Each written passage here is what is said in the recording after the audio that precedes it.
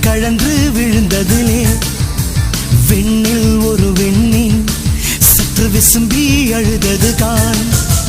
உள்ளங்கை கடந்து எங்கோ ஒழுகிய நிமிடங்களை மெல்ல சிறை செய்யவே